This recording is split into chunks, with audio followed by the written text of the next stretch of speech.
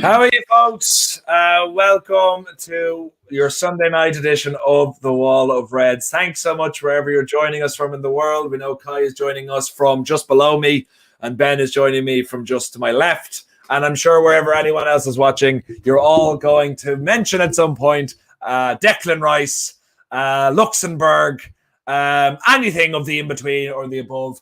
And what I will say is, I would love to say bring it on, but I'm going to tearfully ask you not to mention it whatsoever. I'm going to actually ask Stuart. Stuart, you were drinking something, and where are you drinking from today? What super lager are you going for today? Well, it's not a lager; it's a craft ale. It's from Luxembourg, actually. Believe it or not, it's wow. We went 58 seconds. Yeah, it's a very crispy flavour. This is quite icy. Very, very, very nice. I thought you might like it. No, funny enough, I'm not a fan, actually. I'm actually gone off alcohol altogether after last night. I don't think I'm strong enough drink can ever get me past it. I'll send you a case. Actually, I'd appreciate that, actually. I wouldn't mind that. But yeah, Ireland lost Luxembourg. If you want to look back on my immediate reactions and to me being immediately roasted, go to watch All United Uncut last night. Stuart was in the comments. James luckily wasn't. Ben, you were in the comments. Ben was in the comments earlier on today with Declan Rice, just for Joe. Why not? Why not? And I'm sure he's going to be brought up a lot. And the fact that we lost to Luxembourg, which you know, I work in a hospital. Generally, they're quite depressing places anyway. But like after that, there was like, it was like everyone was just in gurneys going around going, "Please finish me." And you know, I almost took it up myself. But we're here to talk about something slightly less depressing, ever so slightly. And there's a good number of you watching. Wherever you're watching, please come over to YouTube. Please give a like on the YouTube video and help us to gain traction and spread word and help us grow as a channel. It's hugely appreciated. But we are discussing, Abdul will be here shortly as well, but we are discussing, basically it's international break, as you might have picked up on the last 2 minutes of me moaning about Luxembourg. But we are looking forward in time because there's not really else to talk about. There's the first Declan Rice. But yeah, thank you very much, Jamie. Always there. Thanks so much, John. Even lads, looking forward to having you on the show. Why is Abdul always late? It's his thing. Fast to be late. Kai, you're yeah, but okay, Mr. Rat down there. Okay, why is Abdul always late? I'm always here on time. Yeah. Look, Kai, okay, you're the magician. You're the musician. You're supposed to be the cool one who arrives late with your sunglasses. I'm sorry if Abdel has taken that place for you, okay? No, it's ridiculous. No, Axl Rose never arrived on time for a gig with Guns N' Roses. But you guess, you know who did? The Wurzels always did. So you're as cool as the Wurzels. I think the only yeah, you never heard of them. I barely have. I know Stuart and I think Ben have. Definitely Stuart has. He's of age. Stuart's a different age every time. But yeah, we are looking forward in time. We're looking forward to the 2021-2022 season where we are looking at 2 signings that we can make to go into our immediate lineup. We'll be going across. Each one of us will be making the lineup, our first to 11. And please get your comments in. We'll be starting with goalkeeper, of course, ending with striker. I think Stuart, I'm going to say what position. I think we're going to go for 4-2-3-1. Does that make sense? Yes. Yeah. So that's the position. That's the formation we're going for. Starting with goalkeeper. Everyone's going to say who they think will be our starting position and who you'd like to sign. You can only sign 2 players, and they have to be realistic. So, and that could be Messi because he hasn't signed the new contract yet. So, I agree straight away with. Come on, James. What the frick? Damn right, John. Yeah. It's great to have you back in the comments, John. But Abdul will be super cool and super late and super here right now. Yeah. Hey, Axl Rose. Good to see you, Abdul. Yeah. Cool. Okay. Cool. So on time. So on time. Hey, look, it's only 5 minutes. This is better than usual, all right? Yeah, that's the best I can do. Yeah, the one rule we have, Abdul, is that there's no mentioning of Luxembourg or Declan Rice tonight.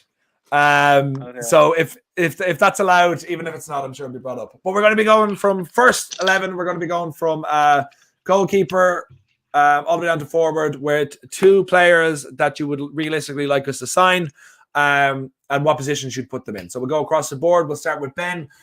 Starting goalkeeper for next season. Who would you believe that to be? Jesus, I'm bright, aren't I? The first time you ever heard that. Well, no, it looked a bit bright on the screen. I was like, fucking hell, it's a bit bright. Yeah, Dean Henderson, I think for me, was probably start next season in net. I don't know. I've got a feeling that David might go in the summer. With family living in Spain and having a newborn in Spain. I don't know. I just think he might be going in the summer if somebody can afford him, that is, and can afford his wages. But I think it's now long for Dean Henderson to be starting goalkeeper next season. And I have no worries about that whatsoever. He's proved himself more than capable.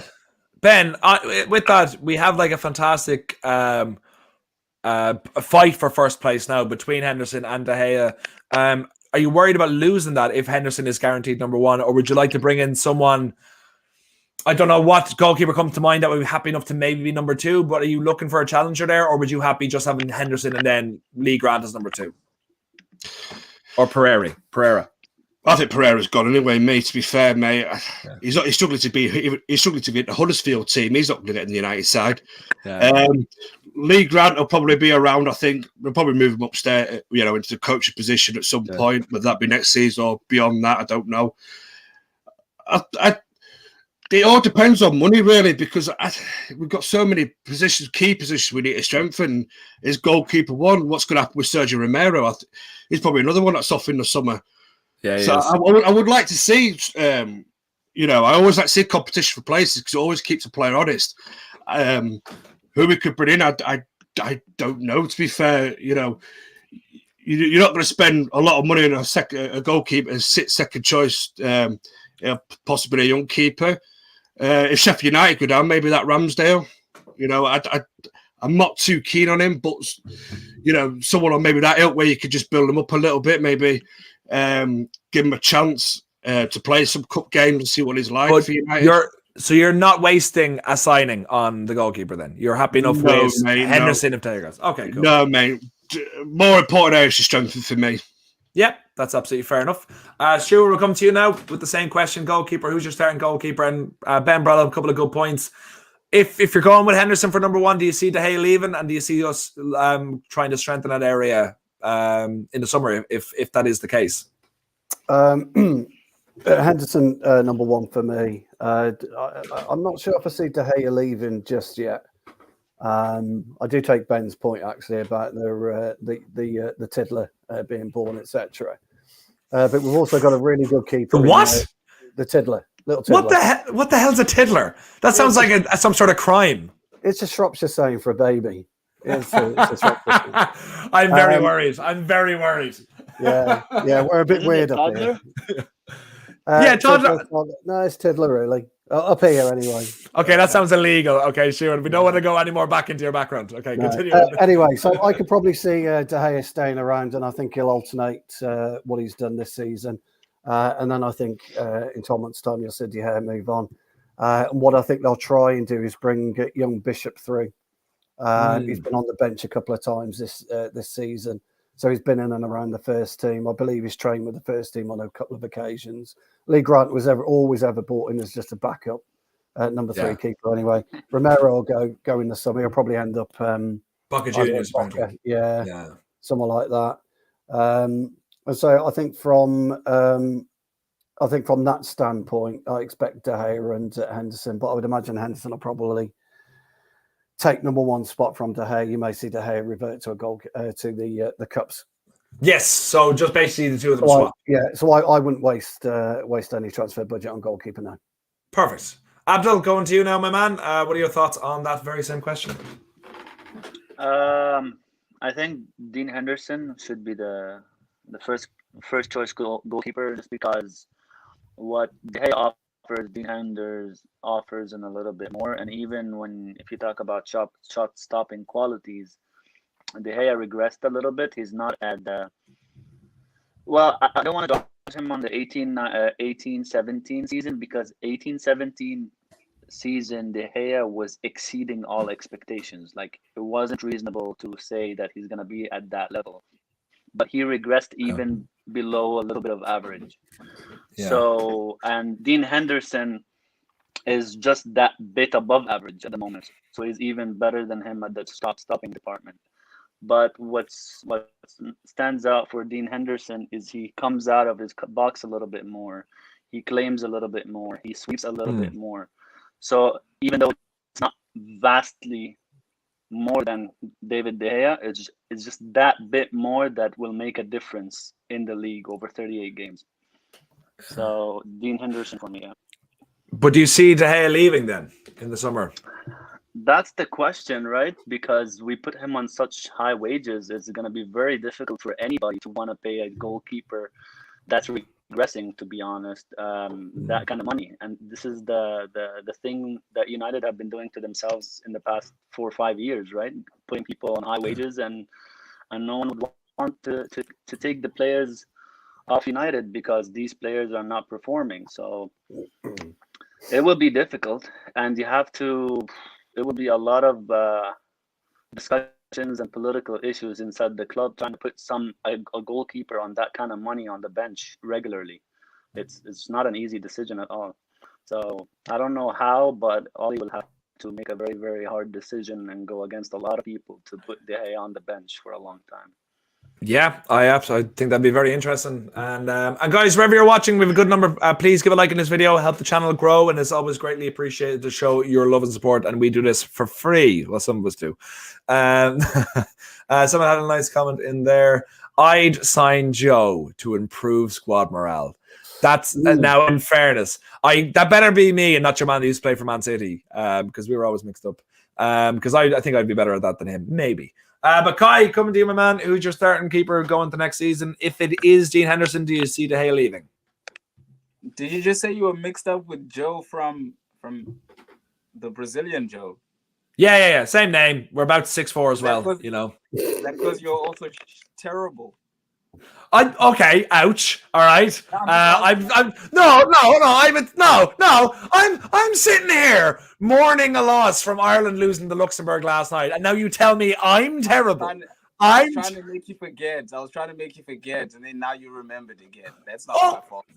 But I remember because of you. Because if you had just let that one go, I would have forgotten again for a moment. I would have been living in bliss for a momentary. But thank you.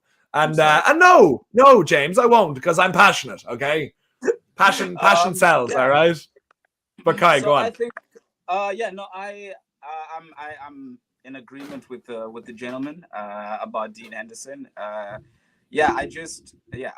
like him as a keeper. He just has a little bit more. Maybe it's because he's got a little bit more confidence. He's still a little bit more fresh. The pressure isn't really on him yet. So maybe that, all of those things play into him being or looking, naturally stronger, and of course the stats, back up the fact that he is above average in his shot stopping and all that. So I'm all for that. The interesting thing is, I think we'll get to know a whole lot about De Gea this season, actually, because him as a professional, from a personal side of it, if he kind of gets an indication or knows that Dean Henderson is starting for most games and not him, for him as a professional, what does he do? Does he stay and take the paycheck in its entirety, or does he take a pay cut and go and actually play some football somewhere else and all of that? Maybe go back to Atleti or Black Leaves or anything. I don't know. But it's going to be quite interesting. We'll get to really see who he is, because at the same time, I don't think anyone's going to be happy with a goalkeeper, like you said, being paid so much, sitting on the bench, and him being happy about it as well. Yeah.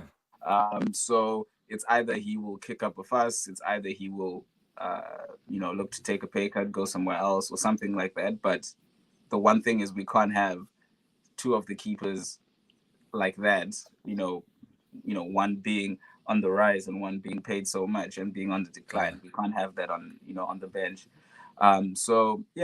This team morale, like someone was saying, maybe Joe, you can go and mediate.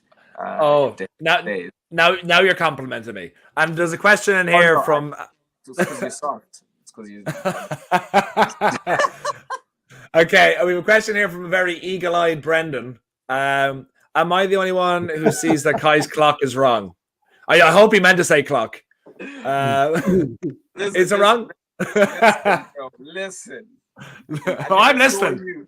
I can grab the wife. I can assure you the other thing you're mentioning is not the problem. But the clock is wrong, and I can explain in a few seconds. It's because when I record in the studio, the clock makes the ticking sound. So sometimes I have to take the battery out, and I clearly forgot to put the battery back in. So it is still 6 o'clock or 5 past 6, 4 past 6.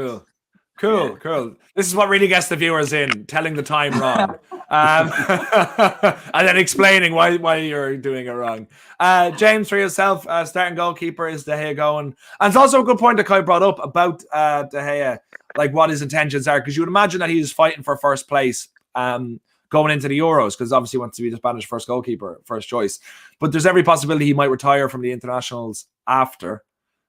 Which might just let him dictate that, like, I'll go where the paycheck is, I'll sit around, I'll just get as much money as possible. The pressure might be off. Like, it could be a big shift that could happen, but it's interesting to see. I don't know, because the other goalkeeper I can think of in Spanish is Kepa, so I think De Gea is fine for a while.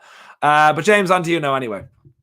Yeah, I'm sort of conflicted on the matter, because I think Henderson is the future of United, and I think he will be for the next 10 years at least. But I don't see a world where David De Gea leaves United, whether that's because we don't want to sell or because people don't want to buy. I don't realistically see how that would happen, especially with wages he's on and everything like that. So it's a very nice problem to have, but I think you've got to, like I said, Henderson's the future of United, and I think there's no point delaying the inevitable in giving him the number one shirt. So I think the earlier you start, the more comfortable he's going to be going forward as well. So I think put your faith in Henderson, but I don't see how we'd ship De Gea and whether he'd be willing to sit on the bench, full time. I don't, because we don't rotate goalkeepers very much either. So he wouldn't really get a look in at all. He'd play a few FA Cup games here and there, and that's about it. So yeah, it's a weird one, but I'd go with Henderson personally. Yeah, but for like 250 grand a week, I think they can convince me to sit on the bench. But hey, that's just me. I'd love that grain of money. So I think we're all in agreement there that Henderson is our first goalkeeper. If De Gea was to leave, we're still not pressed on buying a backup. We're not wasting, because each of you guys only have 2 signings each. So you have to use them wisely. So don't waste them on the goalkeeper. And Stuart, how are you? Yep. All right, Stuart, that's very quite cutting at me. How are you, lads? I get it. Okay, lads, Luxembourg. It's all there, Try and be a bit more coy when you're coming in next time, Stuart, and not go straight for the jugular. But we're going to right back now. I think this will be the same across the board. AWB will be starting right back for us, but should we invest on a backup? We saw what it did for Luke Shaw. Will it do the same for him, or is it somewhere a different position we're looking at? Ben, going to you first.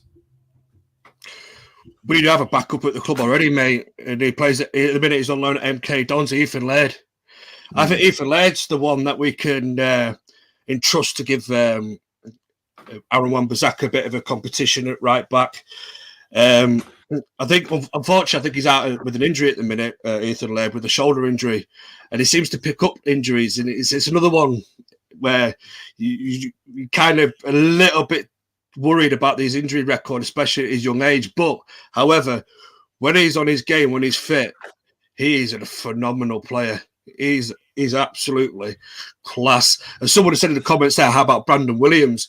Well, Brandon Williams is another good shout, but for me, had Laird not been injured when he was injured, he'd have got a shout long before Brandon Williams. Ethan Laird's on another level, mate. Compared to Brandon Williams. MK Dons are very impressed with him. I know that their manager is raving about him. Again, people could then say, is he too young to maybe thrust into the Manchester United first team, albeit as a backup to Aaron Wan-Bissaka? All I can say is, if you're good enough, you're old enough, I just think we don't, in another position, I don't think we need to really splash the cash, this summer. I think we've got enough there, I think, just about, in Brandon Williams and in Ethan Laird. But I think it might be a role reversal next season. I think Brandon Williams will be the one to go out on loan, and Ethan Laird will be, hopefully, fingers crossed, will be back at the club and as backup to Aaron Wan-Bissaka, because I don't think we should. It's another position that, for me, doesn't need touching just yet. Yeah, absolutely. Where we'll go to you now, Stuart, on the same question. Aaron Wan-Bissaka is it's going to be everyone's starting right back, but do you feel we should invest in a backup or follow what Ben's saying and trust the Newt? Well, I think there's arguments for and against, really, because there are certain right backs out there that you would certainly consider. I think Ben's right. Ethan Laird is definitely one for the future. I also think Brandon Williams is a good shout. We've got Axel Tuanzebe who can play right back as well. So I think, we're pretty stocked in there. So if it came to, if you could get Trippier on a free, it doesn't cost us anything, then you would consider that. But I would say transfer budget again. So, AWB is going to be our first choice. We know that. He looks a little bit tired, did look a little bit tired just before the international break. So hopefully he's had a couple of weeks off, or at least a week off. And hopefully he'll come back firing. But no, I won't waste any budget at right back. Yep, that's fair. Stuart's in with a great comment, actually. Not throwing the Northern Ireland defeat in my face, Joe. You're definitely a better man than me. Ha! You're an international team loss. Take that, you loser. Ha ha ha. I completely forgot about it. 2-1. Losers. Anyway, Abdul, on to you. Right back to you. It's going to be Aaron Wan-Bissaka. It's going to be starting. But do you see any benefit? We were looking at trying to buy a right back earlier on the season. There was rumours. Do you see any? That's the way we're going to go? Or are you happy enough with Ute and Ute as well? I suppose. Yeah, I think this is one area where you have to look at Ollie and say, why isn't he rotating a little bit more? Because we have decent options. It's not like Brandon Williams or Axel at right back are like a massive downgrade from Aaron Wan-Bissaka. I mean, if you look defensively only, probably they are a little bit of a downgrade. But I don't see the need for having a backup right now. We can make do with what we have in the team, or we can, like the gentleman before me and the one before that said, we can bring Laird back, because he is actually very, very good, and he's doing very good for MK Dons. So, and he's incredible offensively, and it's also it's not taking away from his defensive attributes. So usually, if you right backs, you either get an amazingly good offensive right back or an amazingly good defensive right back. He has a bit of both. His offensive attributes are a bit more take advantage, but he's not bad defensively as well. So if he can keep fit, like they said before as well, if he can keep fit, Laird is actually a talent to look out for. As good as Greenwood is in the striker, or as good as the other, upcoming talents. Yeah, absolutely. Northern Ireland lost to Italy, though. It was actually the USA, though not a country that no one can find on a map. I know exactly where Luxembourg is now because I'm planning on bombing it. Kai, over to you now, man. What are your thoughts on what we have been discussing? I pretty much agree with the lads. I actually think if we get a proper right winger, then the load just lessens anyways on that right hand side for Aaron Wan-Bissaka anyways, because he does too much. So he does get quite tired during the season. So I think once he has someone else with him on that side who he can form an understanding with, when to run, when to chill, when to do all those things, then I think that will be a kind of like a double-barreled blessing, if you can say that. So I think for now, like the lad said, you've got Laird over there who's if he's fit, ready to be nurtured in that position. So pretty much I concur with the gentleman on this one. Yeah, no conflict sells. James, over to you now to see us out. Are you happy enough with what the guys are saying? Or are you going to throw a spanner in the works? Yeah, I'm happy enough with everything. I think maybe even Brandon Williams is an option at right back if worse came to worse. I think he'd do a job, wouldn't he? He's good enough at left back in that sense. So as a right footer, I don't see why he can't do a job at right back either. So I think we've got backup options there. They're probably not as good as the backup options we've got in goal, but you know they're still decent enough to not warrant a new signing. And yes, 35 likes, and Jacob will sing "Crazy Train" by Ozzy Osbourne in James's room. That is happening. Get us to 35 likes, and you're going to hear an unlicensed version of "Crazy Train" by Ozzy Osbourne. Before we get to centre backs, which I think will be a kind of stickler where we might get our first signings, we'll just quickly touch on left back. But I think we're relatively happy there. I think the only thing we can really discuss is Tella's time up or anything like that. I'll just do quickly around the table. Take as much time as you feel you need. Ben, go to you on left back. Are we just fine there, or do you think there's anything that needs to change? We're perfectly fine there, mate. Luke Shaw's like a new signing as it is, isn't he, really? The way he's performed this season. Another assist today for the English national side. So that was good to see, even though the game bored the pants off me. Tellez, mate, I think he'll be all right as a backup. You could be one of those, or you could push him into left midfield as well if need, if you really are struggling down the left-hand side next season. So a couple of options for Tellez, but I think next season he'll probably come more into his own as well once he's settled a little bit more into the team and has had a bit more time in Manchester and that. But mate, left backs is sorted, pal. We're strong as oak down that side. So yeah, 100%. Stuart, on to you. No, we don't need anything at left back. I think we're pretty much sorted. Brandon Williams can play there. Ethan Laird to play there. We're fine. Yeah, cool. Is he there? Okay, we have half of Abdul. I think this is like the Beatles album. Do you know where you can see half their faces? This is going great. And I guess that's the sound of silence. That's Garfunkel, Simon Garfunkel. That's what we're getting. Abdul, are you joining us? I think he's on a call. Oh, sorry. Yeah. Sorry about that. Can you ask me again the question?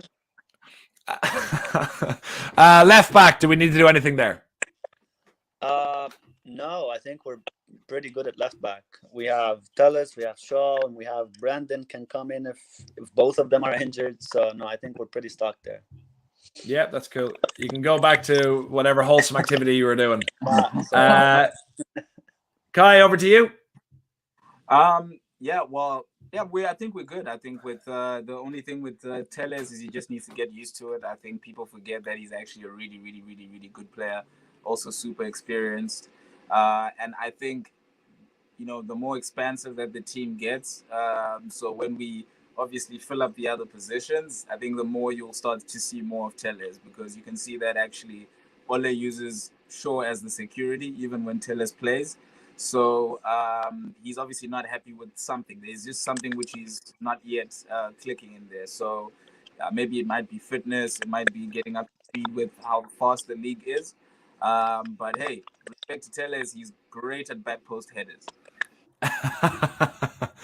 That's a back post compliment. I have a quick comment on Tellez. Sorry to interrupt. Okay, that's no problem.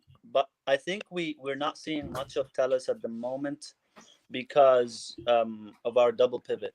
Our double pivot can't progress the ball, so we suck at progression at the moment as a team. So we depend on Shaw for progression, or if Paul Pogba comes back into the team, we depend on him. If you remove Shaw from the equation and Paul Pogba is injured, and you put in Tellez, his attributes are not very good as progressively. He will do you a great job once you're in the final third. Before that, in the defensive third, he's not like Shaw. Like Shaw is amazing in progression. So I think that's why Ollie favors Shaw at the moment. And as any chance he gets to play Shaw, he will play Shaw always. Yeah. And then these are the two differences between them. Now, if we fix the double pivot, you'll see a lot more from Tellez, and you'll see how effective he can be. We'll release him. Okay, very interesting. James, on to you now to see us out on the left back. Yeah, just goes without saying, doesn't it? It's not worth wasting the signing on when you've got two, Champions League quality left backs in your team. So, it just goes without saying. Yeah, goes without saying, absolutely. Thanks for saying it. So now we move to the centre back positions, where we will look at both of them together as a unit. Are we going across the board? I think this might be the only time we're looking at actually bringing in a new signing. Who is it, or are you happy enough with the partnership we have at the club now? And you also have to take in a factor, if we're bringing in someone, once a centre back is leaving, like it's just going to happen now. And don't say Phil Jones, all right, because we can all pray, but he's going to be there long after the world ends. Okay, so Ben, coming to you now. Who are your centre backs? Well, Harry Maguire's the captain, so we paid a considerable amount for him, so he's going to be our first choice. I reckon we are going to bring someone in the summer because I'm not feeling this Victor Lindelof Harry Maguire partnership. I know it's been getting better. They've had decent-ish games over the last couple. You say Phil Jones won't go. I'd happily drive him across to any country in the world just to get rid of him, mate, because he's just doing nothing but wasting wages. But I think there's something in Eric Bailly going. I think he's not happy. You know, when he's seen that Lindelof struggling this season, the partnership with Lindelof and Maguire struggling, and yes, it doesn't help when he's always injured as well. But when he has been fit, maybe he feels that he's not being given the time that he deserves and the minutes that he deserves to go out and impress. But who will we bring in? Your guess is as good as mine, mate. We've been linked to everyone in God's green earth, haven't we? Let's be fair. But it has to be the right fit. It has to be the right partner for Harry Maguire. There's no point splashing out on someone that can't, play alongside Harry Maguire. There's no point going like for like. We need that bit more of a ball player, a bit more of a, someone with a bit more legs, someone with a bit more speed at the back. Someone that can also header a football, because one thing we do struggle at the back sometimes is headering the football, and that sometimes even Harry Maguire, struggles to header a football. It's like, so we need someone that's strong in all them departments. And I don't want Sergio Ramos either. As much as I'd love his shithousery in the United shirt, I just think he's a few seasons too late for him. Who would come in? I don't know, mate. But I think that whoever it may be, that'll be my first change there. Okay, cool. Stuart, on to you now. I suspect we might have similar sentiments from you. Yeah, I'm a bit torn with this one, to be honest, because we are crying out for a centre half. There's absolutely no two ways about it. But the centre halves that we'll probably be looking at are going to take up a serious chunk of transfer budget, and we must strengthen in other areas. So I'm going to have to, with regret, stay with the Lindelof and Maguire partnership. If I could, and I've said this before, and I'll stand by this, I like Connor Cody from Wolves because he's a real leader. He's a real talker. He hasn't got any pace, I know, and he's a very, very similar player to Maguire, but they would actually complement each other. But he would really get us organised. Cody would really get us organised, and he would be an absolute top drawer addition for us, and he'd be cheap. You've got that Liverpool angle, so we probably wouldn't want to come to us anyway. But that's who I would have. But no, I'm afraid I would have to bite the bullet and spend zero on this. Oh, okay, interesting. Abdul, on to you now. Are you making your first signing on our centre backs? Nope. I'm joining Stuart on that one because I think Victor and Maguire are good enough for now. Our problem, our actually priority, isn't them at the moment. I would save the money for that because it also take a lot. Like he said, it will take a lot of money from the budget, and we know that we don't typically spend a lot of money, or we waste it all on one signing. So yeah, I would definitely not spend it on a center back at the moment. But if we're gonna look into the future, we definitely need one. Not because I think I have a Lindelof agenda, just to put that out there. Okay, so in the sense of I'm a fan of Lindelof, but the thing is, we need a center back who's left-footed, because I don't think Maguire playing as the left center back at the moment. I think, the left center back for us is ideal for him because is ideal for him. I think we needed a left-footed center back to switch positions. But is it that because we have Lindelof and Maguire is why we're not good defensively, or that talk. No, I don't believe in that. We have systematic issues in the team itself that's leading us to be very vulnerable. Like we could start with the goalkeeper, and then we can go to the double pivots, and then we can go to because we play a system that relies on wingers to track back. We have wingers that don't have the habit of going back. So it's a lot of combinations of issues. It's not, there's just not a fast center back or a fast enough center back in the team. That's irrelevant to me. So Okay. I wouldn't go to the center back issue. Oh, that's fair. Kai, on to you now. What changes are you looking to make? I would also not spend anything on the center backs. Mainly because of all the points that the gentlemen have said. I just think that, look, we can clearly see where the problems are in the team, and we'll obviously all get to that. I don't know because I would always obviously prefer Bailly with Maguire or something like that. But I just don't.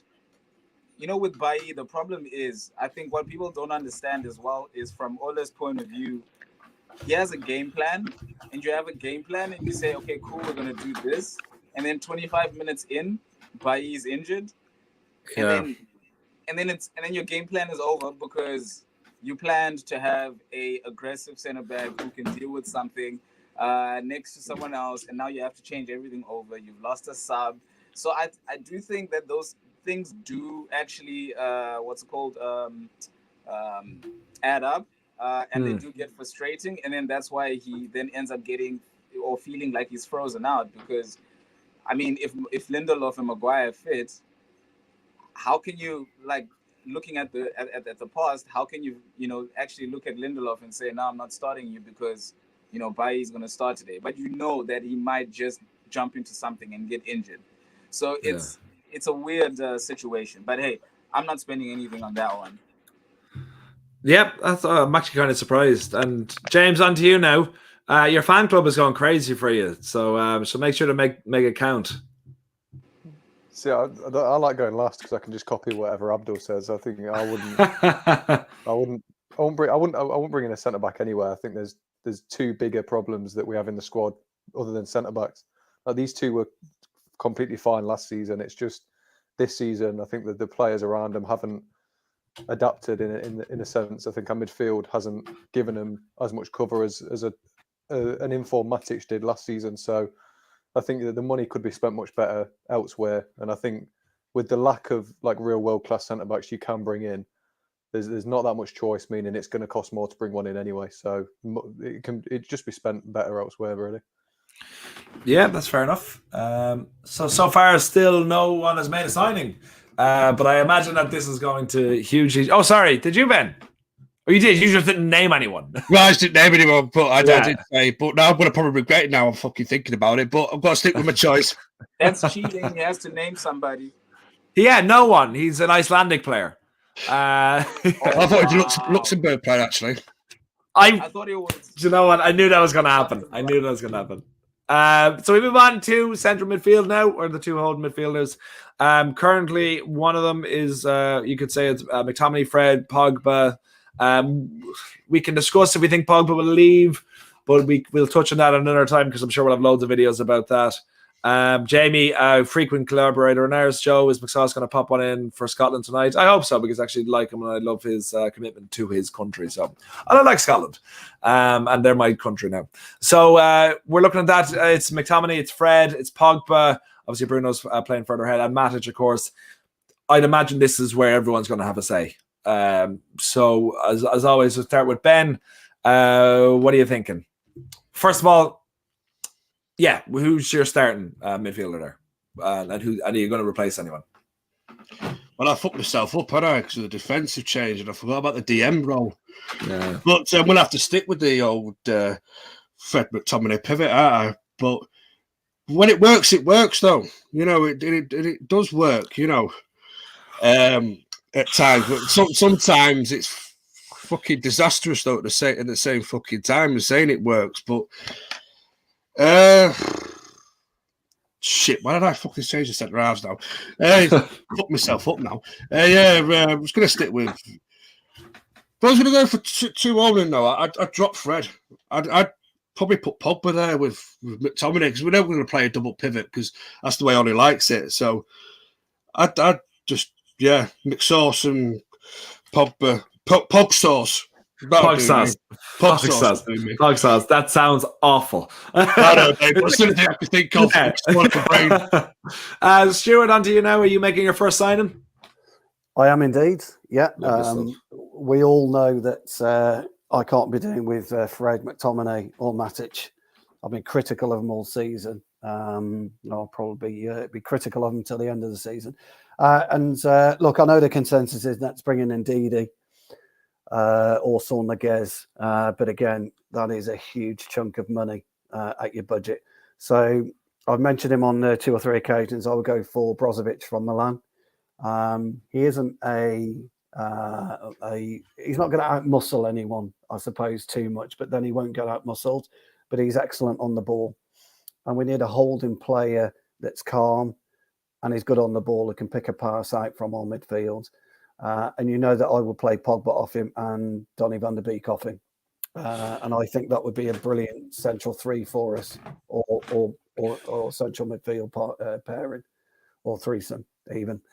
I'll get my words out in a minute. I just like everything about Brozovic. He's been absolutely instrumental with Inter Milan's rise to the potential Serie A title this year. And I think we could probably get him around the 50 mark. So Brozovic for me. Yeah, you've been actually ringing that bell for a while now. It's a good shout. Yeah, Abdul, on to you. Yeah, I definitely would make my first signing here because it's a huge problem that we have in the team. Like I said before, systematically, it is a huge problem, not just quality-wise, because we want to play expensive football this season more than the previous season. We're trying at least, and unfortunately, every time you try to do that, when you have Fred and Scott, it just does not work. Fred and Scott, the attributes that they have shine the most when we don't have the ball, when we have only like 30% or 25% of the ball, and the other team has the other 70, because basically Fred and Scott are nuisances, people who will annoy the ball. Like, for example, when we play City, right? Why do we disrupt their flow so much? Because Fred and Scott don't let people like Gundogan or Kevin De Bruyne on any time on the ball. They annoy them. They frustrate them. And that's what they're good at.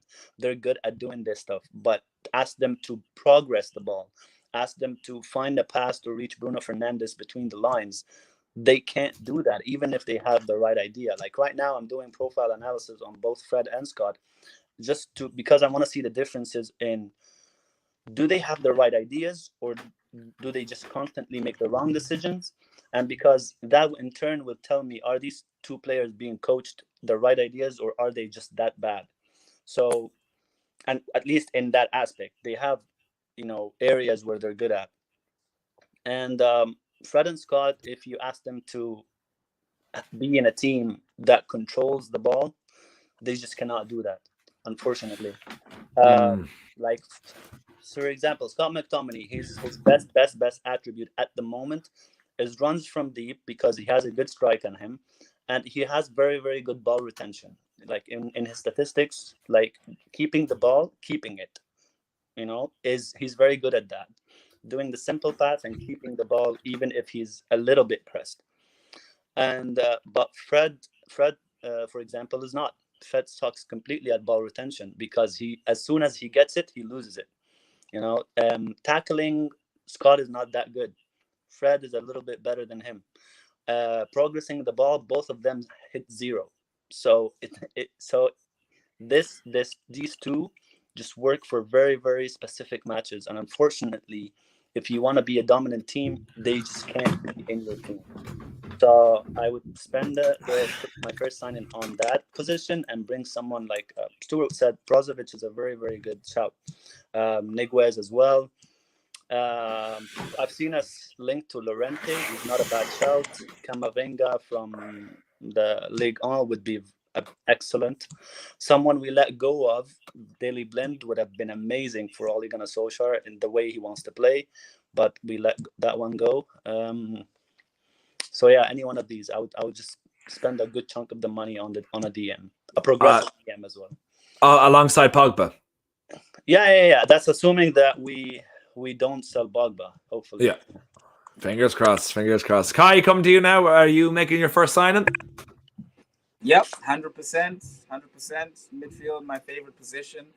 And it's been chronically understaffed.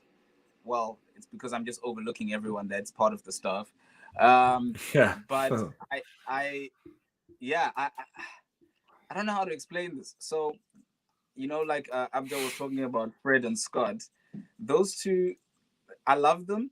And it's almost like they balance each other, but the level of whatever they bring to balance is not what we require. It's a weird thing, but when they play together, they look great together. They, one can do this, one can do a little bit of this, and then it kind of fixes sort of, some things.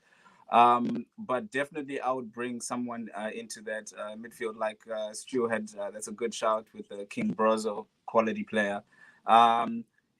But I think also someone like Frank Kessié. Is that how you say his name? I feel like every time we play against somebody of a similar ilk, they dominate our midfield so much, and I always end up wishing for someone like him. If we play against a team with Thomas Partey in it, we see that we need Thomas Partey in it. Every single time we do that, and that's literally because of that midfield and its weakness. And I don't know how much. I don't know much about. How much more coaching can improve at that level of football, in terms of passing and that type of technique. But I'd like to think that these guys cannot do certain things, and I know that as well from playing football and everything. Certain guys just can't do certain things. So it's not always just to say, it's a coaching issue or this issue, but maybe that's the limitation, and that's it. You either have to take it or you have to sell. And in this case, I would unfortunately sell Fred only because I love McTominay, because I love him. And alongside Pogba, I'd put Frank Kessié. Okay, very, very cool. James, on to you. Are you making your first signing now? Yeah, without a doubt. I think Pogba's probably the only competent actual centre midfielder, if we're classing Bruno as a attacking midfielder. McTominay can do a job, but I don't think he's up to the level we need to be at. So I think in an ideal world, you'd sign Camavinga, but it'd be very tough to convince him to join United because we're just not an attractive project at the minute for a player like him. And then I think outside of that, maybe Ruben Neves. He got Premier League qualities. He's probably not got the defensive ability that we need to maybe free up Pogba. I think having Ruben Neves and Pogba as a midfield duo would probably restrict Pogba going forward. But he's got the passing lockdown. He's competent defender. But other than that, I think you're more looking for someone who's completely competent defensively, just to protect that back line. Well, not protect, but enhance that back line. Like Ndidi at Leicester made Harry Maguire look like one of the best centre backs in the world because he was doing the job of a holding midfielder, which Fred does to a degree, but it's a very small degree. So I'd probably go like Camavinga would be an ideal option. Neves would be okay, and Ndidi, if he improved his passing range, would be ideal as well. But yeah, it's definitely an area that we need to sign. Okay, cool. So I think across the board, I think everyone has made, bar Ben, has made a signing there, the first side of midfield. So we're moving forward now. So we'll leave striker for a second, but then sitting behind the striker, you got the right winger, left winger, and attacking midfielder, which will, I presume, all say Bruno. But Ben, are you making your second signing across this front three, or are we looking at it differently? No, I'm gonna wait for a little bit because I do think we're gonna bring a proper decent striker into someone we're gonna look to. I'm hoping to bring in. So Rashford basically picks himself out on the left for me. flanked by Tony Marshall if we're struggling a little bit. I've also said maybe possibly play Tellez there if need be, because Tellez, I think, could do a job. You know, I think he's a good footballer. I don't think he'll be too out of his element there. The right hand side concerns me though, and if in an ideal world, if I could make another purchase, I'd purchase out down the right. I'd get a Jadon Sancho in. I'd even get that Pedro Neto from Wolves, because he could play out on the right hand side as well comfortably. He looks a baller. He looks a player. But I'm gonna have to stick with Greenwood on the right, first choice for me. And then obviously you've got a backup of Dan James that can also play out on the left. Although could I see him going out on loan next season, Dan James? Maybe. Just to give him a full season of first team football. And then obviously you've got the young kid Amad Diallo. So I think that's probably the reason why I've not gone and said Jadon Sancho or Mr. Neto from not from Scandinavia, from what's his face, Wolves. But I was going to say Neto Scandinavian for some reason then. But yeah, I'm going to stick with that because I do think we are generally going to bin a centre forward in. So I'm going to stick with 3. So it's Rashford, Bruno, and who's playing the right? Greenwood. I'd go Greenwood, me, yeah. I didn't mention Bruno because everybody knows that Bruno is. If I could put in a fourth one. No, I like to be greedy. I like to bring Jack Grealish in as well. No, can't hear you. Sorry, Ben. We have moved on. You have not. That didn't count. Please take that away from your judgment on Ben. Stuart, come to you now.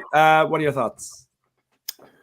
Well, the way that I would set us up doesn't require 3 across the top anyway. So I'll be waiting until we go for an out-and-out striker.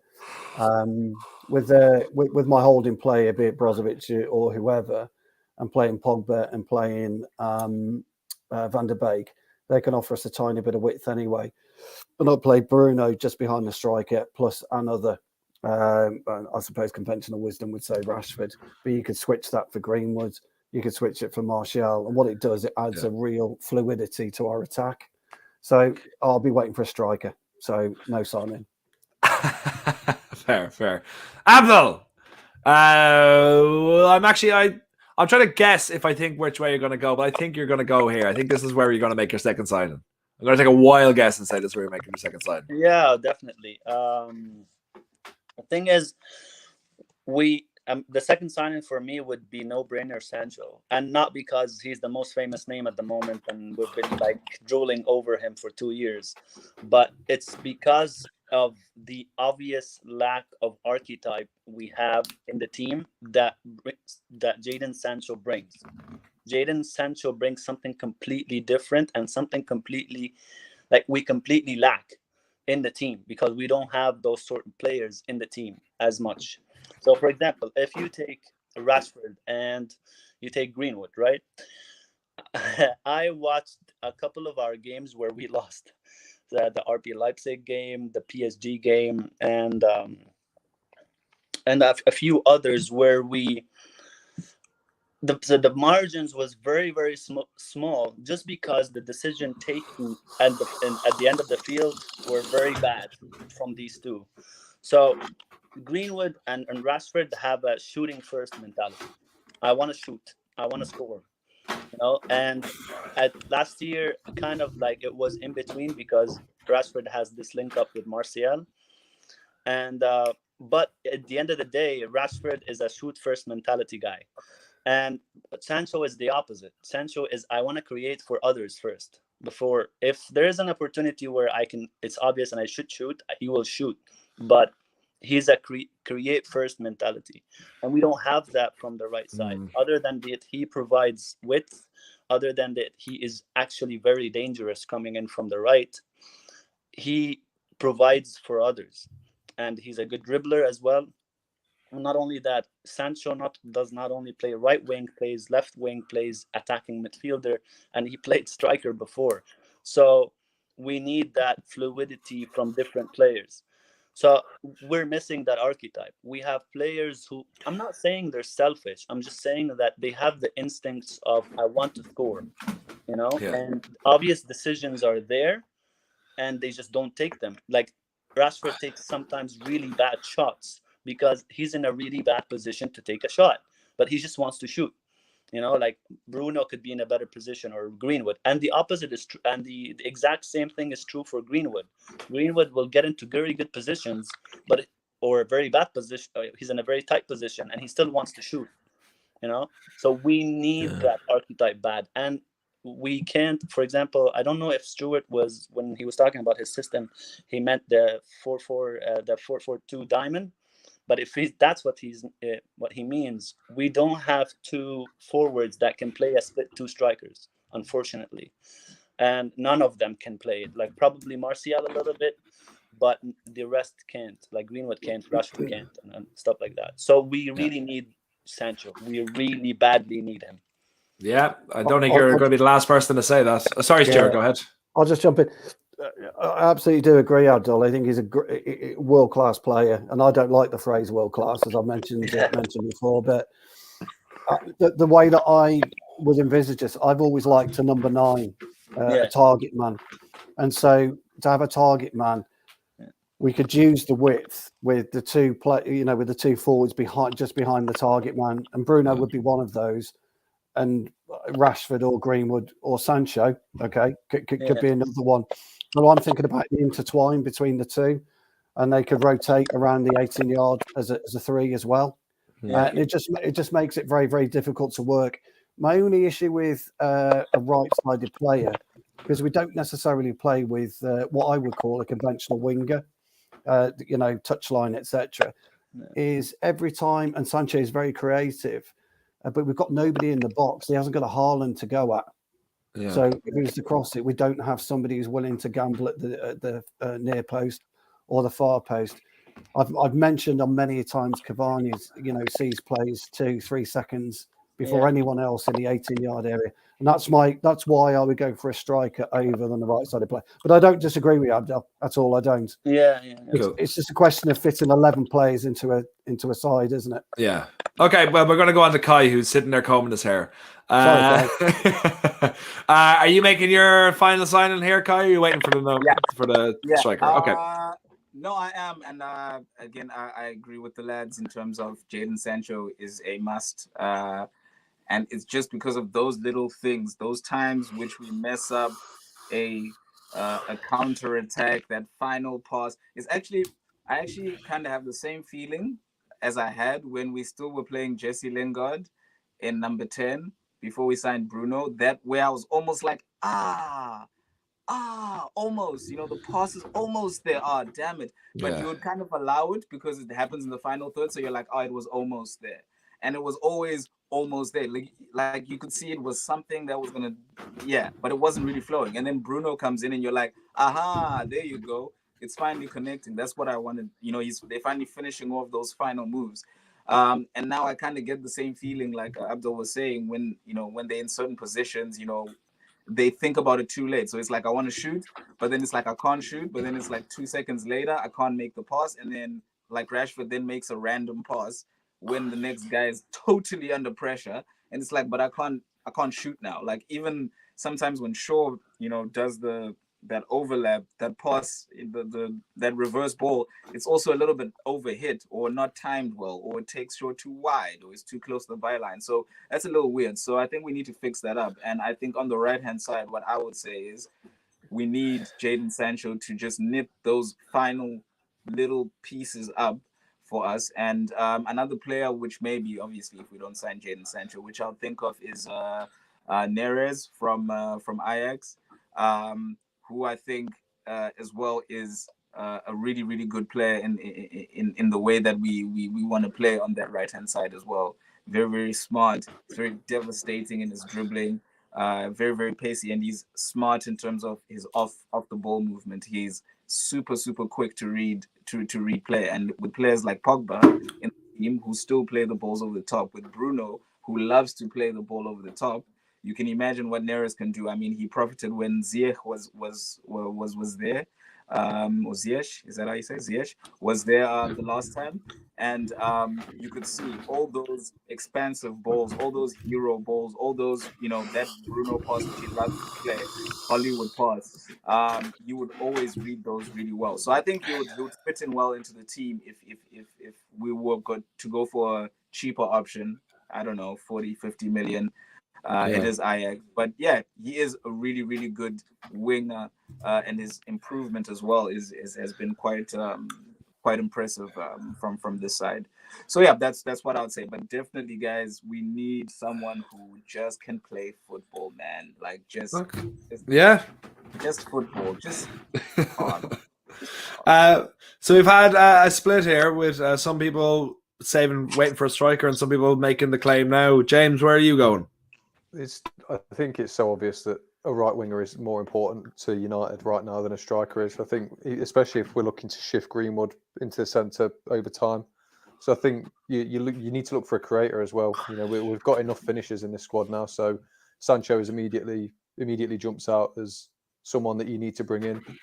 If you can get him, if you can do any business with Dortmund, it's not easy to do. But if you can, then get him in. But then going back, maybe Jack Grealish, but it's whether he'd want to play as an out-and-out right winger. I feel like our positions don't offer much fluidity in that three, because Rashford can't really play anywhere other than the left, and Bruno doesn't really like varying from the middle, from what I've seen. So Grealish might not like not having that fluidity because he just likes to be everywhere, doesn't he? So I think going back from that, you look at maybe Rafinha from Leeds.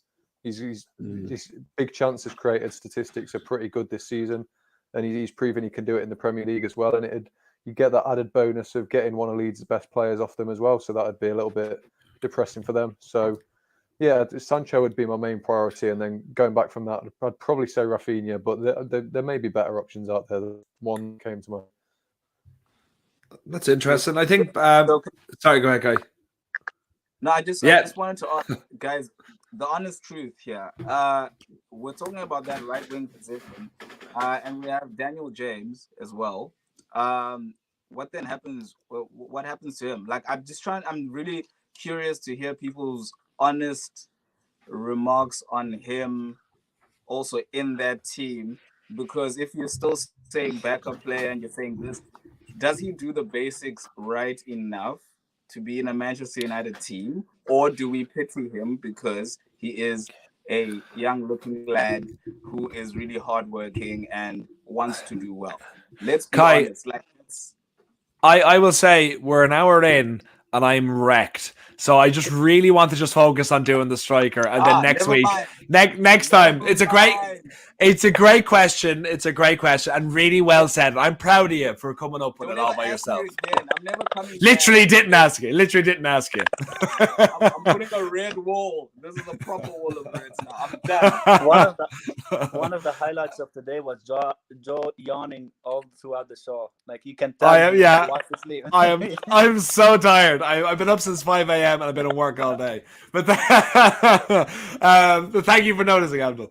Stuart, since you're the only one left with who is buying a striker, I think I'll go to you first on this with your one, and then I'll get the guys' reactions who they would have in the striker and their thoughts on your choice. Okay.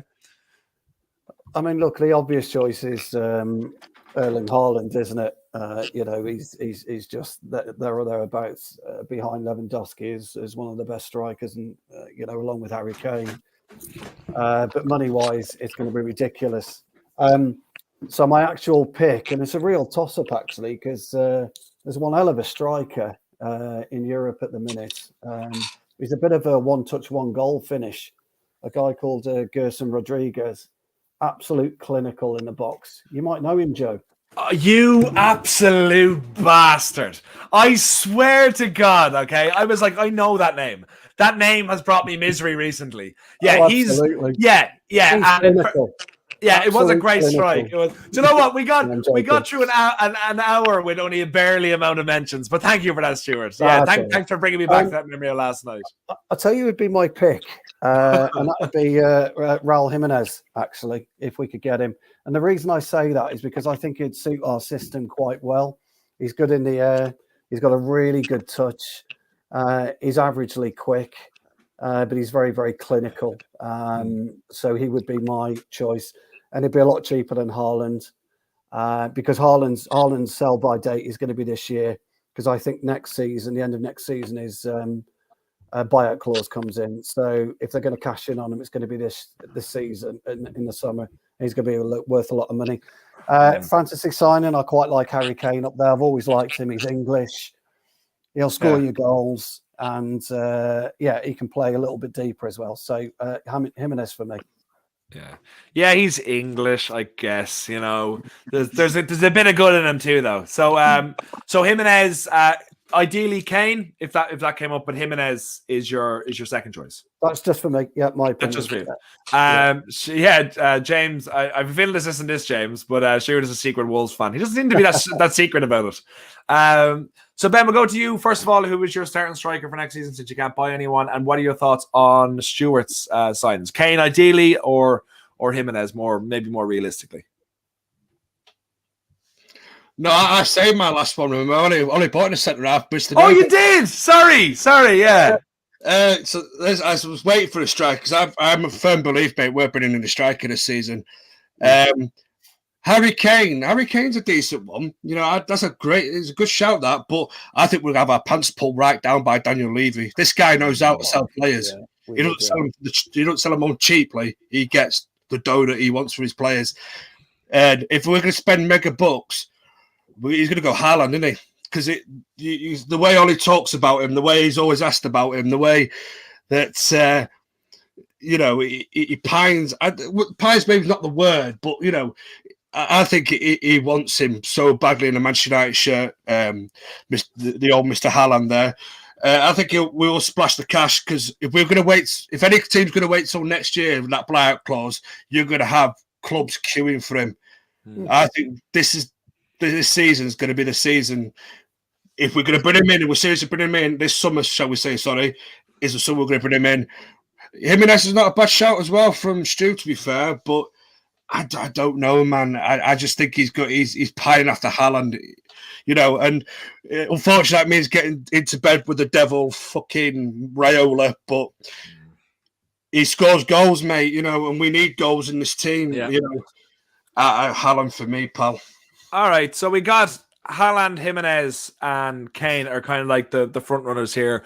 I'm going to go to Abdel, then Kai, then James, whoever your starting striker is, and then out of those three, who would you like the most, and who do you think is the most realistic? Abdel, I'll come to you first. Most realistic would be Raul Jimenez, without a doubt. I mean, you can get him from Wolves on a decent amount of money. Wolves is not the type of club that wants to keep and wants to fight for the talents that they have at the moment, at least, as they're still progressing. But Haaland and Kane would be the two most difficult strikers to get out of their current clubs at the moment, because Dortmund would want an insane amount of money for Haaland at the moment, with the amount of output he's getting, and same thing with Daniel Levy at Tottenham. He would want something in the ups of 100 and more million for a striker who's almost 28 now, Harry Kane, if I'm not mistaken. And he's 28. And he gets injured a lot, and he's still 28. He didn't even hit his 30s yet. So if you're gonna pay 100 million on Kane, and then 2 years later he can't even play 5 games for you, it's not a good thing. The issue with Haaland as well, as much as I know he wants him, blah blah blah, and all that, Haaland will be the type of signing that won't stay at Manchester United for a long time. He'll never will be at any stage of in his life. If we get him, he'll stay here 2 years, maximum 3 years, and he would want to move on to another club. Also Raiola being his agent.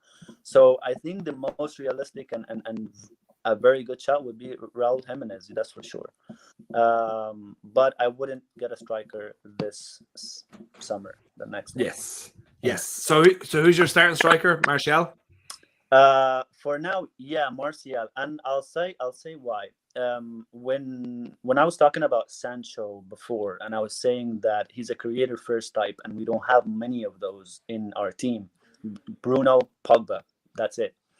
And when you as a player play with players, you know what they're good at and what they're not good at. So if I'm Martial and I'm in the striker position, and Scott McTominay or Fred has the ball on them, right? I know they're not gonna be able to give me the ball. They're not gonna reach me, so I need to drop a lot to get the ball off them or to make them a very easy pass. Same thing that Bruno does. Bruno has to drop a lot all the time just to receive the ball from Scott and Fred because they can't reach him. And the deeper Bruno drops, the less effective he becomes. So for a striker or for even wingers, they know exactly the players that they're playing with. If you have a Sancho type who is very close to the box and a creative type, these players will know Sancho can reach them. So they will be inclined to move more, to run more, to make runs. And at the moment, unfortunately, because they know the only person who can reach them is Bruno, they don't run frequently unless Bruno has the ball in a very, very advanced position. So I'm interested to see that. If we do get Sancho, is Martial going to start making a lot of those runs that we complain about? Or is he going to still be the Martial we know now? So, yeah. That's very awesome. Kai, for yourself, the same question. Well, first of all, who's going to be your starting striker for next season? And out of those three, who would you want the most? And of course, who's the most realistic? We will say is Jimenez, but would you be a big fan of his as well? Firstly, I think probably Martial will continue to start. But obviously, I would love if Cavani's still there to still continue doing the things if he stays fit, obviously, because I can't sign anyone now. But Jimenez, I'm not so sure because I don't know if he's gonna have to play. Does he have to play with the cap? By the way, does anyone know? Oh no! Of course, I forgot about that. No, I don't think so. No, we don't think so. No, he's back in training now. Yeah. Oh, okay, cool. Yeah, he's back training. Yeah. But as far as we're aware, he doesn't have to. No. All right, cool. No, it's obviously just that normally you never know psychologically how players get back. Because Jimenez used to always be a very aggressive player. And he's one of those that would like to get injured with the ball as long as it ends up in the net, or as long as he ends up with the ball. He's got that tigerish thing. So you would wonder, yeah, definitely proper striker. So, and he's really devastating. So you'd wonder if he's lost a little bit of that. I'll put my head on the line for this. It's natural. If anything like that ever happens to you. So I mean, but that's an assumption. So you never know. So he would definitely be a good option. Harry Kane. I mean, what can you say? I mean, he can do absolutely everything. He's actually ridiculous. He's like a slightly slower version, maybe a bit bulkier and taller version of like that Rooney vibe where anything can happen. You can take the ball on the half turn, bend it in the back of the net. You can make the run. He can push you over. He can do everything. It's just really nice to watch Harry Kane play football. And it's a pity that he's going to have to rot at Spurs because that's what's going to happen. But it would be lovely to have him. It totally changes your team completely. It doesn't even matter how you play, actually. So I'll definitely have Harry Kane as well. Cool. James, to see us out, what are your thoughts? Yeah, I think the striker shouldn't be a priority, but if you have to get one, I think Kane's the natural option. I get, he'd probably be good in the sense that, he's injured a lot because there's no one other than Vinicius to come in and replace him. So if you can rotate him and Greenwood around that striker role, then that's perfect for Greenwood's development and it's perfect for keeping Kane's fitness in that sense. But I think also with Kane as well, he's at that age where we get him now. If we get 3 or 4 good seasons out of him, then that's a bonus, and he'll be sort of the perfect mentor for Greenwood as well. I get there's a lot of talk of Cavani coming in and trying to teach Greenwood how to play, but they don't speak the same language. There's nothing really going on there other than Greenwood watching him in training. I think if Kane could take Greenwood under his wing in that sense, and I know it doesn't really happen in football that much. Will you understand what Kane's saying as well, James? Low blow, but true. Hey, I'll take that back because I'm not ESPN, huh? I actually think James makes a good point there about development for Greenwood. And it is really important because Greenwood he's not a killer. He just hasn't got that instinct at the minute. And if we do want to push him through the middle, he's really got to start to become what I call a class as a 6-yard player. And he just isn't. He prefers the 18-yard box rather than the 6-yard. Jimenez is a 6-yard player. He will, as Kai's absolutely right. If there's a ball to be won, he'll put the ball, the goalkeeper, the defender, and himself in the net. And we need that right now. Yeah. And that's the only reason why I would play the formation I mentioned, for just purely and simply for that reason only. We've got to start scoring goals because we just don't score enough goals. So and as Martial is going to be probably our central striker, there's just no aggression, there's no will to win in there. We have to have that, and no goals either. Yeah, and that's why I think this season, and again, it's purely my opinion, that's why I think Sancho would be wasted because he's got no one in there. It'd be absolutely amazing alongside Bruno. He would be outstanding, but you've got to have a focal point for a player like Absolutely. Absolutely. And as a focal point, this has been your focal point for all Manchester United. We've solved every single one of the problems right here, right now. Make sure to find the guys on their social medias by looking at their, where they are there. I'm so tired. I need to go to bed right now. Thank you so much. Please stay in touch by subscribing to the channel, by following us on Twitter, by all the Instagram, by everything. And you can keep up to date with everything. And we'll see you back soon. I'm going to bed. And thanks so much and have a great night.